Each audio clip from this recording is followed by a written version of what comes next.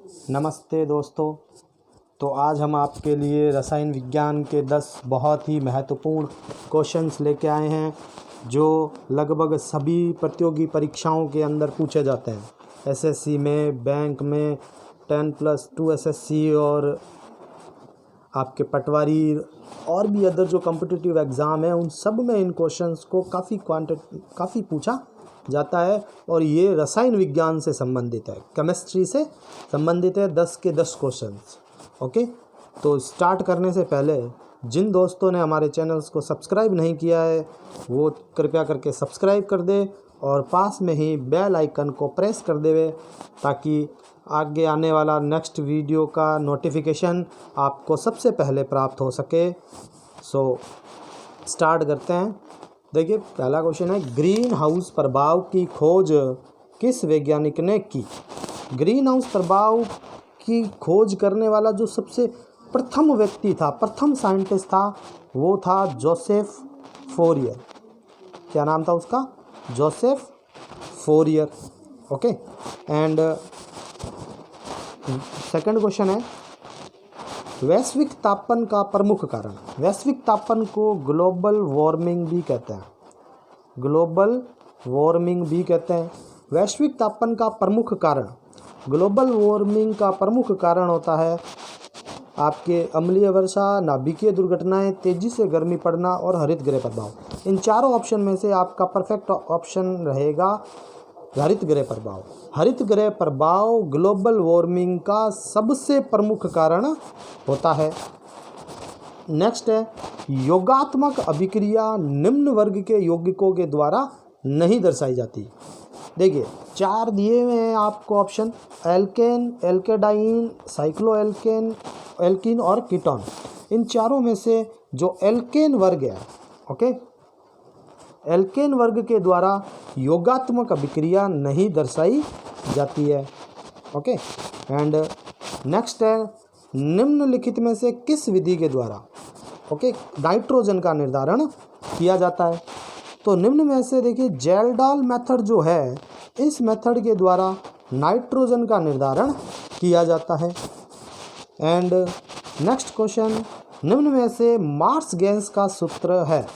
देखिए, जो CH4 जो फर्स्ट फॉर्मूला है वो है मार्स गैस का फॉर्मूला। ओके, एंड सेकंड जो है वो है कास्ट स्पिरिट का फॉर्मूला, एंड थर्ड जो है वो है फॉर्मिक एसिड का फॉर्मूला, एंड फोर्थ जो है वो है एसिटिक एसिड का फॉर्मूला। तो इस क्वेश्चन का आंसर क्या रहेगा? निम्न में से मार्स गैस का सूत्र है। निम्न में से मार्स गैस का सूत्र आपके CH4 मेथेन रहेगा। Okay, marsh gas.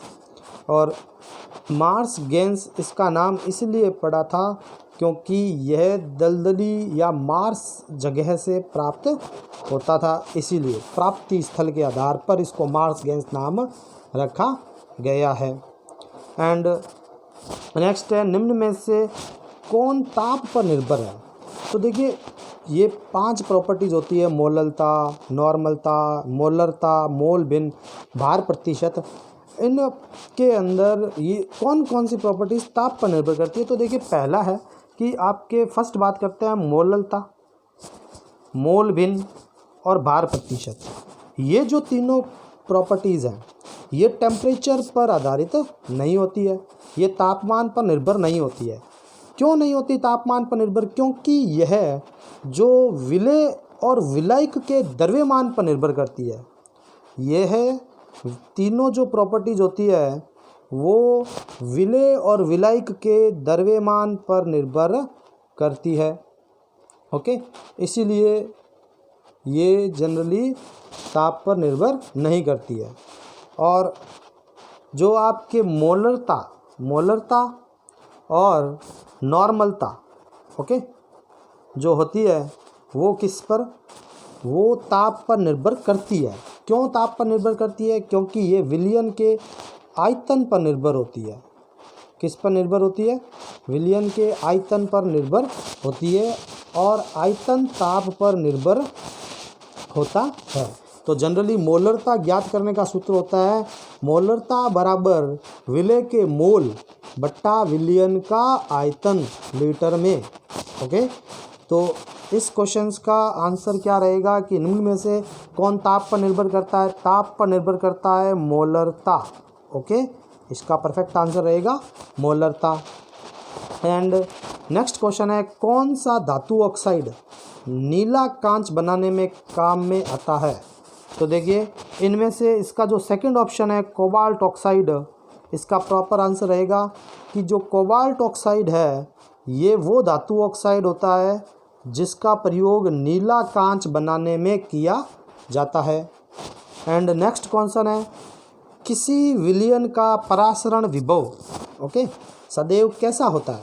किसी विलयन का जो परासरण विभव होता है, ऑस्मोसिस पोटेंशियल होता है, वो ऑलवेज क्या होता है?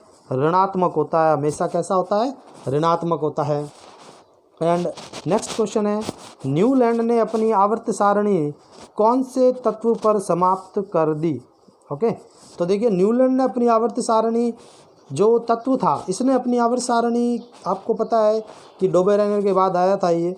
ओके, लगभग 1869 के करीब था अप्रोक्सीमेटली। तो न्यूलैंड ने अपनी आवर्त सारणी थोरियम पर समाप्त कर दी। ओके, थोरियम पर तत्व पर समाप्त कर दी और इसने थोरियम को 56वें नंबर पर रखा था और इसने ये कहा था कि भविष्य में इसके आगे कोई भी एलिमेंट नहीं मिलेगा, बट ऐसा नहीं हुआ वास्तव में। तो न्यूलैंड ने जो आवर्त सारणी किस तत्व पर समाप्त करी? थोरियम पर समाप्त कर दी। नेक्स्ट क्वेश्चन है, निम्न में से सर्वाधिक विद्युत ऋणी तत्व कौन सा है? तो देखिए, फ्लोरीन, क्लोरीन, ब्रोमीन और आयोडीन। तो देखिए, फ्लोरो, क्लोरो, ब्रोमो और आइडो, ये 17वां वर्ग होता है। ओके, कौन सा होता है? 17वां वर्ग होता है। जब ऊपर से नीचे जाते हैं तो एक वर्ग में ऊपर से नीचे जाने पर विद्युत ऋणता क्या होती है? घटती है। तो विद्युत ऋणता घटती है, तो इसका मतलब सबसे अधिक विद्युत ऋणी तत्व कौन सा हो जाएगा? फ्लोरीन। तो इसका आंसर क्या रहेगा? फ्लोरीन जो होता है वो सर्वाधिक विद्युत ऋणी तत्व है यहाँ पर। ओके, और नेक्स्ट क्वेश्चन है, okay thank you, 10 questions complete हो गए। Thank you to all for watch videos. Okay, like करें वीडियो को और चैनल को शेयर करें, सब्सक्राइब करें। Thank you dear friends, again thank you all of you.